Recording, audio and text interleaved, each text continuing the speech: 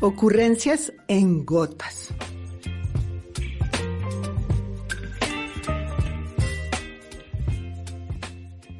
Hoy vamos a conversar con alguien que conoce muy bien un sector fundamental en el propósito colectivo de superar el mayor problema colombiano. No me voy a referir a la peleadera, que también es uno de los problemas más graves que tiene el país desde el punto de vista comunicacional, sino a la desigualdad. Y su expresión más concreta es la educación, la desigualdad en la educación y las oportunidades de las jóvenes generaciones. Nuestro invitado es Mario Morales, que no solo es periodista conocido por su columna en El Espectador, El País de las Maravillas, sino también por su labor docente. Tiene usted ya como cuántas generaciones de periodistas que han pasado por sus bellas y buenas clases. Muchas gracias, María Teresa. Bienvenido, Mario. Muchas gracias, Dios te pague. Pues son 27 años, ¿no? de experiencia conjunta entre la docencia y el ejercicio periodístico. Sí, y mirando hacia atrás, ¿ha cambiado mucho la juventud que se mete a estudiar periodismo? Muchísimo. ¿En qué sentido? En varios sentidos, ¿no? Los adultos solemos decir que todo tiempo pasado fue mejor y eso no es tan cierto, ¿verdad? Si lo miramos obviamente con la lupa, con los ojos y con los estándares nuestros, solemos decir, es que los jóvenes de hoy son más superficiales, leen menos. E insisto, dicen siempre los viejos, decimos adultos, los viejos. Pero eso no es tan cierto. No es tan cierto. Claro. Además, yo tengo una hija en edad joven de 24 años, sí, que me ha permitido, digamos, contrastar las generaciones estudiantiles, aprender de un lado para el otro, aprender de mi hija para las clases, para el trato con los estudiantes, y aprender con los estudiantes para el trato con mi hija. Y lo que yo veo en sus rutinas es que hubo una dislocación en la forma de entender el mundo, en la forma de aprenderlo, en la forma de escribirlo, en la forma de acercarse a él.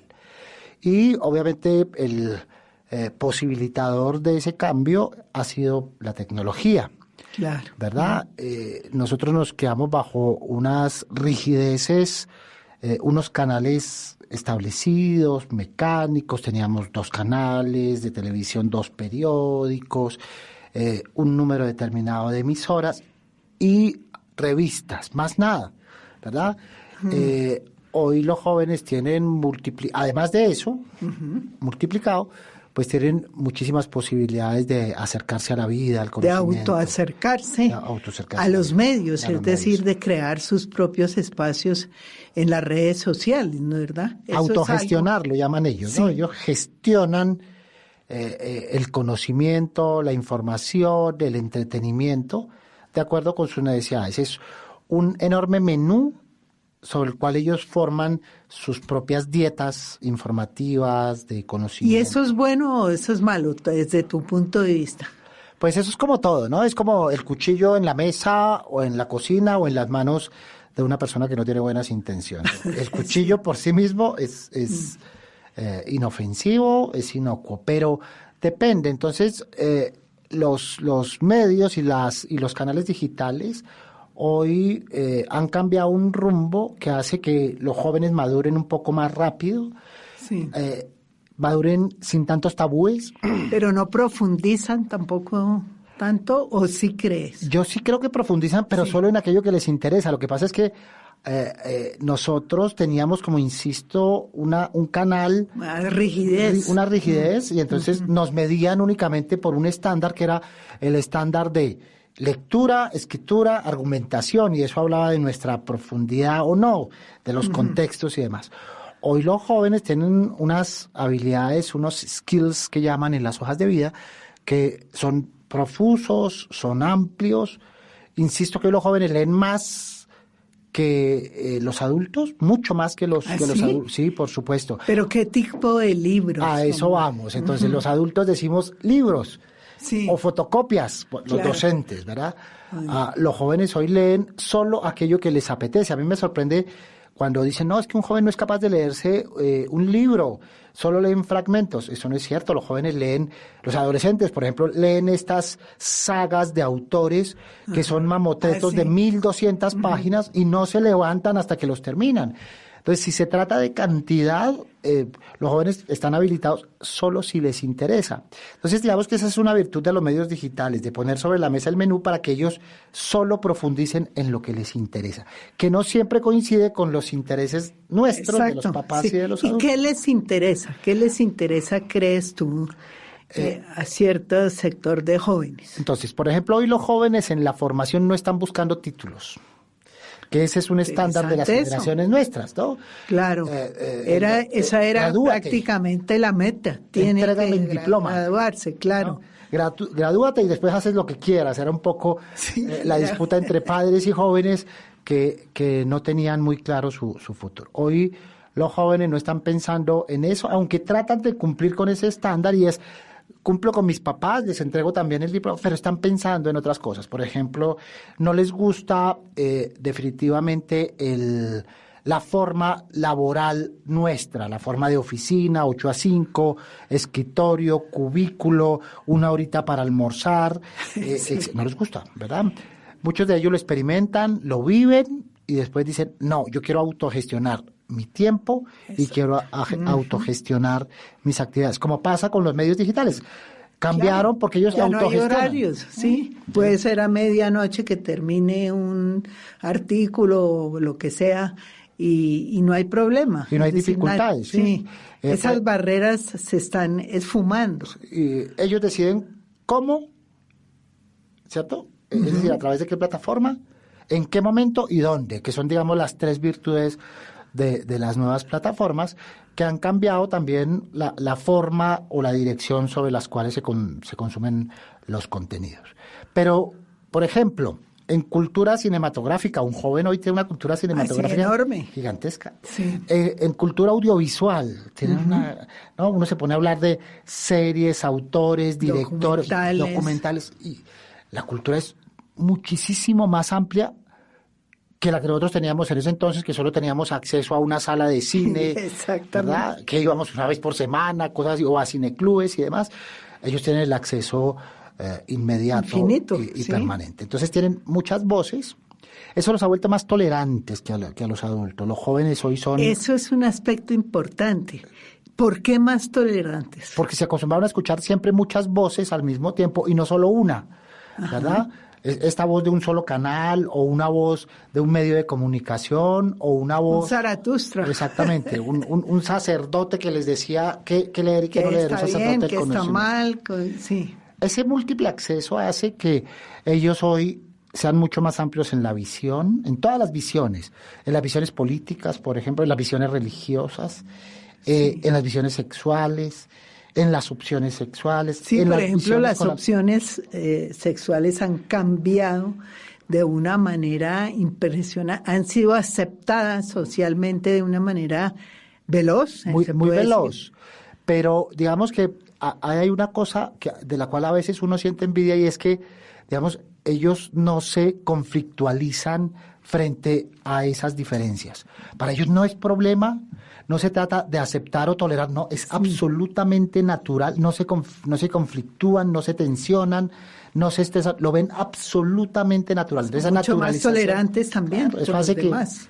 eso hace que lo vean naturalizado, normalizado desde el comienzo. Lo mismo en política, esta visión medioambiental que es tan clave en ellos, ¿verdad? El respeto por el otro, la naturaleza, los animales. ¿Eso sí se traduce en hechos Se traduce en o hechos. simplemente es teoría? No, se traduce en hechos, se traduce en ¿Sí? hechos. Como por ejemplo, ¿qué? Bueno, las mascotas. Por ejemplo, por la ejemplo, búsqueda sí. y adopción de mascotas, el reclamo y el activismo por el derecho de los, en general, de los seres vivos, ¿no? Sí, principalmente la las mascotas, naturaleza, sí, pero en también. general árboles, flores, vegetación, aire, sí se traduce. Unos más que otros, por supuesto que hay unos activistas todo el tiempo, pero lo que uno ve es un respeto por la naturaleza. Por ejemplo, a la hora de los desechos, se preocupan. Sí, en recoger. Por el aseo, por la limpieza. A la hora del consumo, se preocupan, ¿verdad? El agua, etcétera. A la hora de la manutención de los animales, sean o no domésticos. Por ejemplo, el no uso o no visita de animales esclavizados, circos, animales que trabajan. ¿Se acabaron los circos? Claro, se acabaron los circos. Eso sí es nuevo. Una maravilla, porque los jóvenes no van. En realidad, no van, dicen no vamos por decisión ideológica y por principio, y no van, porque hay animales esclavizados. Por ejemplo, las carretas aladas por caballos. Y las corridas de toros. No los usan. Entonces, digamos que hay una discusión que se zanja muy fácilmente, y es, por ejemplo, la tauromaquia desaparecerá por física inanición, no habrá seguidores. En ese sentido sí es impresionante. Y entonces, a propósito de eso, ¿cómo te parecen las encuestas que se han hecho tanto la Universidad Javeriana como la Universidad del Rosario sobre las percepciones de los jóvenes, sobre lo que piensan, sienten y quieren los jóvenes? Es la encuesta del Rosario, la de la Javeriana, visiones, percepciones y creencias. ¿Qué opinas tú de las conclusiones o qué se puede sacar de esas encuestas? Lo primero es un sano escepticismo, ¿verdad? Frente a instituciones, confianza en medios, en autoridades, en el poder. Hay un sano escepticismo, no es como sucedía en las generaciones previas, una antípoda, ¿no? O una negación o una posición de adversario, sino un escepticismo, un poco descrédito, incredulidad, para no depositar la confianza en sí, no hay un argumento que medie. Eso hace que los jóvenes hoy sean menos sectarizados. Yo no digo que polarizados, porque a mí me parece que la polarización es natural. Que gente esté en orillas distintas. En favor o en contra. Eso me parece absolutamente normal. Pero no pelean mucho. Pero sin embargo, las protestas, ¿tú qué opinas? Fue un fenómeno muy importante, es decir, muy característico de juventud, ¿o fueron unos grupos muy, muy específicos, con ideas muy específicas? Mira que se repite un poco esta posición de insatisfacción de las generaciones jóvenes frente a lo que les quieren imponer los adultos en términos políticos, sociales o económicos. Creo que todas las juventudes hemos sido contestatarias, rebeldes y demás. La diferencia aquí es que, y en relación con la pregunta que tú hacías hace un ratito con respecto al medio ambiente, si se queda en palabras, la diferencia es que ellos no se quedaron en palabras, nosotros sí. Muchas de las generaciones nuestras protestábamos, escribíamos, hacíamos pasquines, marchábamos, un día, mediodía, y ya, se disolvía, ¿verdad? Hacíamos un plantón y se disolvía. Estos jóvenes han demostrado en ese sentido mucha más coherencia con lo que piensan, y es, esto creemos y vamos hasta el final sin medir las consecuencias. ¿Por qué? Porque no están de acuerdo y les parece coherente poner en práctica esa coherencia. Entonces, lo que yo vi en las protestas estudiantiles, las que son estudiantiles particularmente, y esto, por ejemplo, las universidades privadas fue de un enorme significado. Claro, por primera vez. Mucha participación. De apoyo a la universidad pública, de apoyo a los trabajadores, de apoyo a los paros. Eso es un aspecto que no se señala, porque siempre los medios, nuestros medios, tienen la tendencia a cuestionar de una manera, lo hacen, pero este es otro tema con los ministros que de una vez, y en particular las mujeres, de desconocer el valor de unas mujeres que tienen alguna gracia y que por eso fueron nombradas. Por supuesto. Pero entonces uno lo que ve es ese desconocimiento en las valoraciones que se hacen. ¿Tú crees que los jóvenes también son así o no? Eso no tienen esa facilidad en juzgar que tenemos las personas de más edad. Sobre todo porque los adultos estamos mecanizados. A propósito de los medios, cuando miraban las marchas, hay una mecanización de la cual no podemos salir. Entonces, los medios no narraron las protestas estudiantiles, ni las causas de las protestas, ni las razones de las protestas, ni los contenidos ni siquiera las pancartas en las protestas.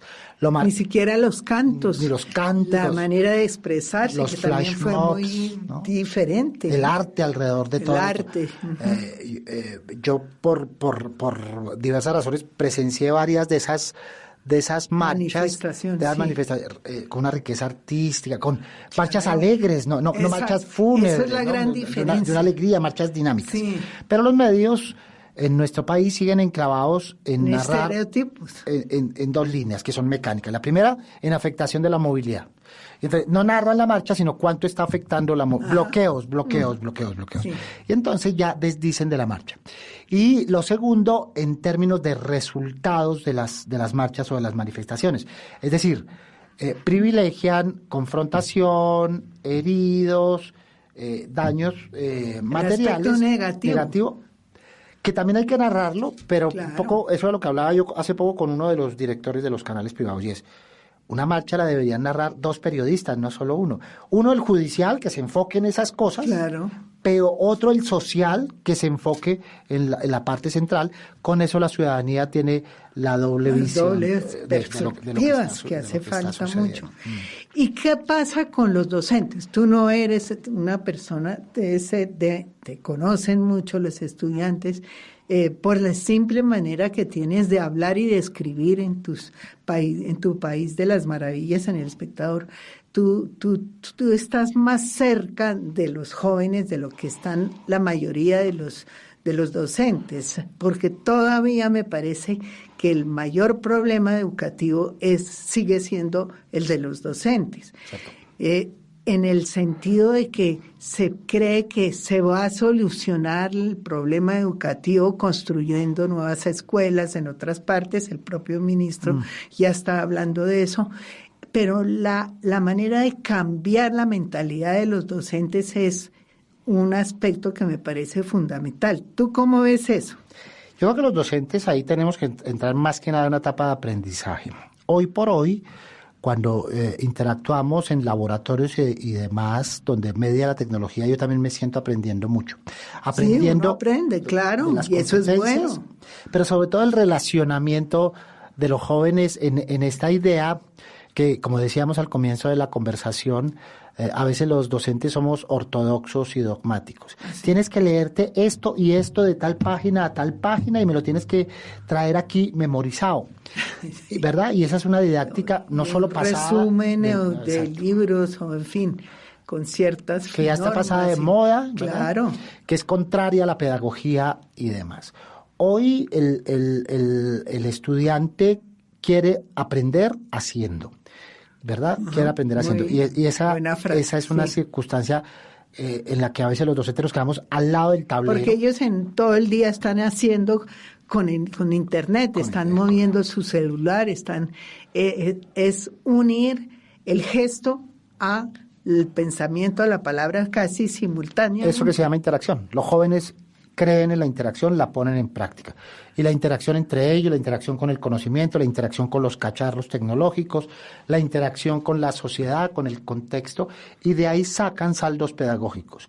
En cambio, buena parte de los docentes nos criamos algunas veces como estudiantes muy desde la perspectiva teórica y nos valoramos mucho desde la perspectiva teórica. ¿Cuántos libros has leído? ¿Cuántos resúmenes tienes? ¿Cuántos títulos tienes? ¿Cuántos diplomados tienes? ¿Cuántos papers tienes? ¿Cuántos posgrados tienes? ¿Verdad? Sí. Y claro. Queda demostrado. Y los padres también un poco están en ese esquema, ¿no? En esa competencia. Y un poco la práctica social y política nos está demostrando que a veces los títulos no son garantía de nada, ¿no? No son garantía de nada. Eso es una declaración explosiva de un docente. Pero sí tienes razón. Hay mucha gente que se mete a la universidad solamente para tener un título. Claro. Y uno lo entiende porque a veces vienen de unos niveles, digamos, y que no han tenido sus padres las oportunidades.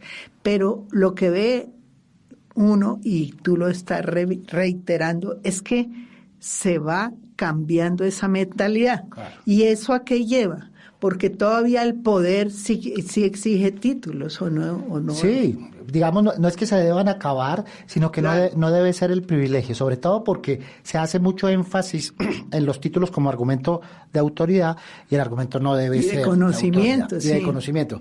A veces demasiados títulos llevan es al dogma, a la ortodoxia. Miren por ahí unos ministros ahí del actual gobierno que Bueno, con base eso sí. en sus títulos no se mueven. Entonces se convierten en activistas y se convierten en sectarios. Y eso no le hace bien a la sociedad porque la sociedad tiene que dialogar, la sociedad Claro, tiene que negociar, sí. la sociedad tiene que poner sobre la mesa conocimientos de varios y construir entre todos con distintas visiones la solución Sí, eso es a cierto, nuestros sí. problemas, ¿no? Eso explica también que cada vez más, y según estas encuestas también, hay cada vez más o menos, cada vez menos confianza en las instituciones, ¿no es verdad? Cierto. Entonces, pero ¿eso a qué nos lleva a la larga? Es decir, si no se confía en el Congreso, si no se confía en las universidades, los resultados sí son más bien más positivos. Pero en la religión, por ejemplo, también, que ya tienen otra manera de percibir la religión, que la perciben más desde el punto de vista del sentir y no de los rituales. ¿Eso cómo lo ves? ¿Eso es un poco moverle las raíces a la sociedad contemporánea, incluida la colombiana? Aquí yo haría alusión a una frase de alguna vez presidente del Congreso, de origen antioqueño, que decía, si no cambiamos, nos cambian. ¿Cierto? Pues sí. Y eso es lo que está pasando. ¿Nos cambian por qué? Entonces, nos cambian por cercanía, por relacionamiento, por interacción. Los jóvenes hoy no aceptan órdenes que no tengan una explicación y que no tengan una justificación y que no tengan una interpretación. Y que no tengan el carácter de orden. Y que no tengan el carácter de orden. Entonces, hoy los jóvenes lo que sienten es un descreimiento frente a las generaciones con un argumento que es incontrovertible y esta es una sensación, como diría William Faulkner, el escritor norteamericano, la celebración de nuestro espléndido fracaso es dejarle a las nuevas generaciones un mundo mejor. Y es eso, los jóvenes nos reclaman que no les estamos dejando un mundo mejor, y en eso tienen toda la razón, no les estamos dejando un mundo mejor. Ahí fracasamos las generaciones. ¿Y qué llaman mejor? Un mundo donde cohabitar, donde vivir, donde convivir, donde experimentar. Un mundo con igualdades, con relativas igualdades, un mundo donde sea posible conversar, disentir, un mundo donde quepamos todos los seres vivos inclusive, todos los seres humanos, pero también todos los seres vivos. La misma naturaleza y los mismos animales, y en fin. Pero, por ejemplo, los brotes de violencia, de dogmatismo, ¿no? Esta sectarización en que está el país, esta violencia irremediable, etcétera. Los jóvenes terminan por no entender los asesinatos de matar a una persona por ser líder, la violencia de género, ¿verdad? La agresión solo por el hecho de ser mujer, en pedacitos una persona y meterla en una maleta. El maltrato con los niños y las niñas. El maltrato con los animales, eso no tiene explicación y los adultos no tenemos un argumento para decirles, con base en esos resultados, que les estamos dejando un mundo mejor. Y sin embargo, ellos dan como prioridades el salario y el empleo. Claro. Es decir, estar dentro de las instituciones de la sociedad. Es decir, si están aspirando a un mejor salario, saben que tienen que aspirar a estar en el establecimiento, digamos, comercial o industrial, etcétera. Eso tiene una doble lectura, María Teresa. Entonces, los jóvenes de hoy no quieren ser empleados, quieren ser autosostenibles, quieren ser emprendedores en su inmensa mayoría, no todos, en su inmensa mayoría. Todavía los centros académicos educamos casi que 100% para el trabajo, para el empleo. Trabajo, sí. Y ahí nos estamos cuestionando y estamos transformándonos y buscando una manera de que eso cambie. ¿En qué sentido se cuestionan las universidades? En eso, que la única opción no es salir a buscar empleo. Digamos, un joven hoy le plantea eso a la universidad: mi única opción no es salir a pasar hojas de vida. Yo tengo que salir siendo capaz de autogestionar, emprender, hacer realidad mis sueños, etcétera. La única posibilidad no es la oficina, el empleo, y sobre todo este empleo totalizante. Y entonces, frente a ese... De marcar tarjeta y de estar 44 horas, 48 horas y demás. Y soportar jefes maltratadores y demás. Entonces, se plantean como alternativa que si toca eso, en las actuales circunstancias, pues por lo menos el salario tiene que ser digno. Sí. Por lo menos las condiciones laborales tienen que ser dignas. Y como no las encuentran, entonces hay una altísima deserción. Y ese fue un resultado de la pandemia. Después de la pandemia, y eso pasó no solo entre jóvenes, sino entre adultos jóvenes, que después de la pandemia, que no encontraron la satisfacción, estas satisfacciones, renunciaron, ¿no? Renunciaron y se fueron a buscar otras cosas, porque la pandemia enseñó que no todo es trabajo y que no todo es dependencia laboral empresarial. Exactamente. Otro aspecto es el del apego a la familia. Es decir, sí es cierto que buscan ser más autónomos, más independientes, buscar empleos que les den mayor autonomía, pero a la vez tienen una dependencia grande, según lo muestran las dos encuestas, de la familia. Viven todavía con sus padres, van y vienen, se van con la novia unos días y después vuelven. ¿Tú cómo analizas esa dependencia en el buen sentido también de la palabra de la familia? Porque creo que a diferencia de otros países, por ejemplo los industrializados, pues hay un desapego total a la familia. ¿Eso cómo lo ves tú?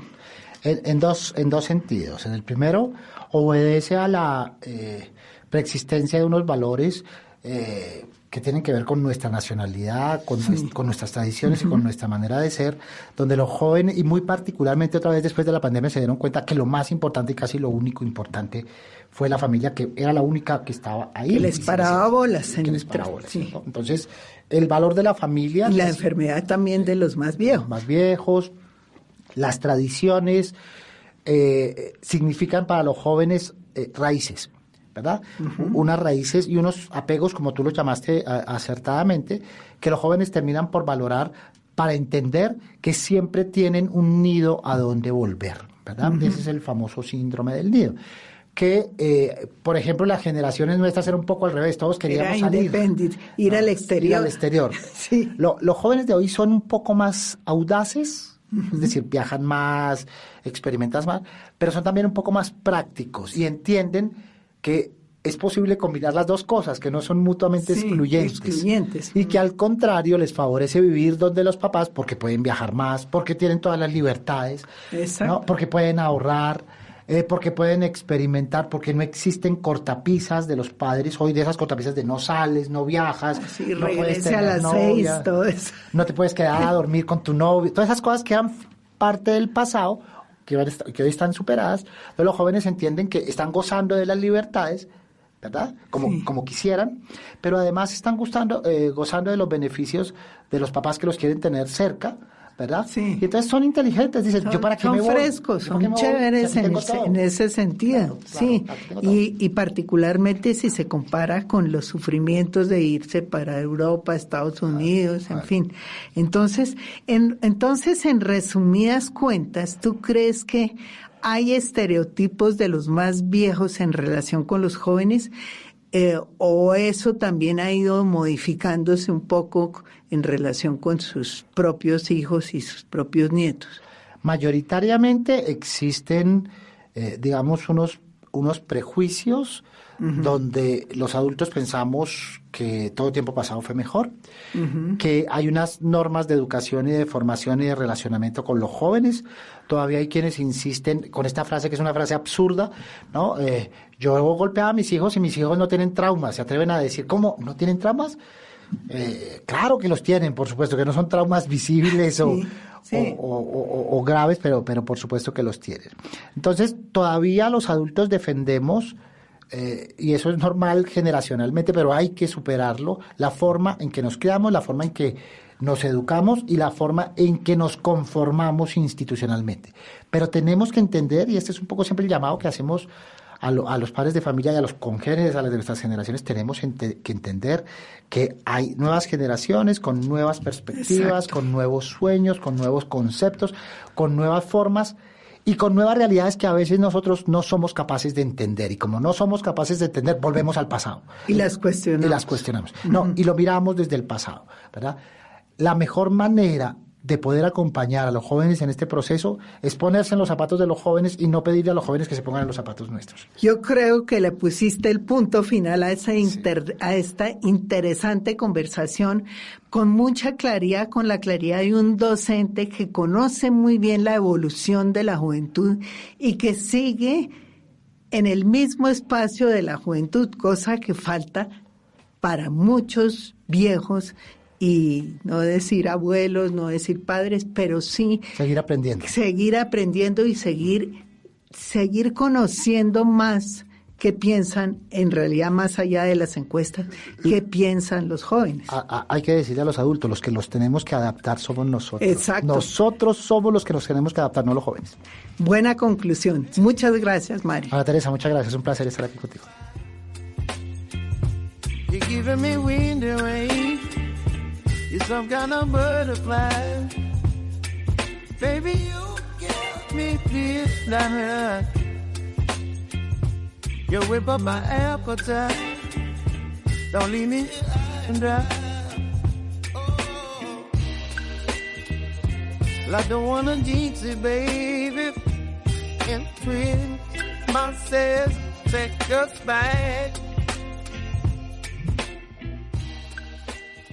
Don't wanna overthink it.